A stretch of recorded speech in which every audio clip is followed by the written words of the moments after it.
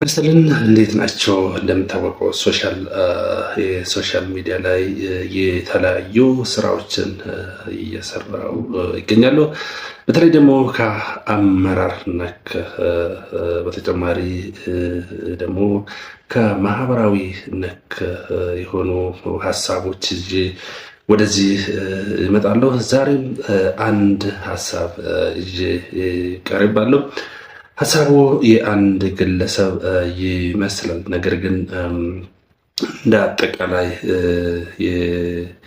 የማህበረሰባችን ሁኔታ፣ የሀገራችን ሁኔታ ሊዳስስ ይችላል።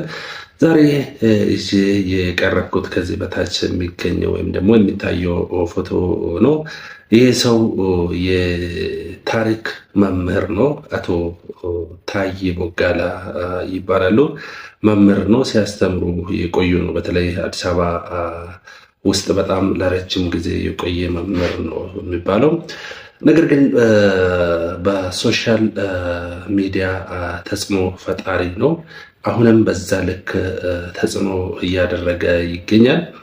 በተለይ ከዚህ በፊት የነበረ ከኦሮሞ ጋር የነበረ ግንኙነት ጥሩ አልነበረም። በመጥፎ ነገር ነው። ብዙ ጊዜ በተደጋጋሚ ስለ ኦሮሞ፣ ስለ ኦኤልኤፍ ወይም ደግሞ የኦሮሞ ሊበሬሽን ፍሮንት የኦሮሞ ነፃነት ግንባር ጋር ታይዞ የኦሮሞ ማህበረሰብ የኦሮሞ ታሪክን የኦሮሞ ካልቸርን ሲያነሳ የነበረ በጥሩ ጎን አልነበረም። ነገር ግን አሁን የገረመኝ ነገር ምንድነው? በተደጋጋሚ ቅርታ ስጠይቅ ነው የነበረ። እኔ ብዙም አላመንኩም። ከዚህ በፊት የተወሰነ ጊዜ ሀሳብ ለሱ ወይም ደግሞ ኮሜንት እያረኩ ነበርኩ።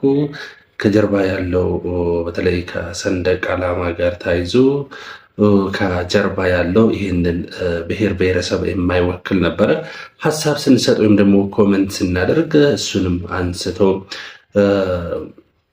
የተለያዩ ሀሳብ ሲያንሸራሸር የቆየ ሰው ነው። እውነት ለመናገር ታሪክን የሚያውቅ ሰው ነው። ሆኖም ግን ታሪኩን ወደ ሌላ ነገር ወይም ደግሞ ዳይቨርት አድርጎ ነበረ ሲያወራ የነበረ።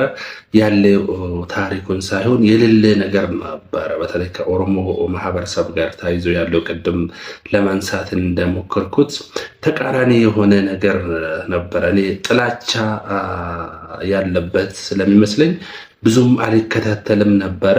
አልፎ አልፎ ሶሻል ሚዲያ ላይ ስለነበርኩት የእሱን ሀሳብ አንዳንድ ጊዜ ሰማለው ነበረ። በተቃራኒ ነበረ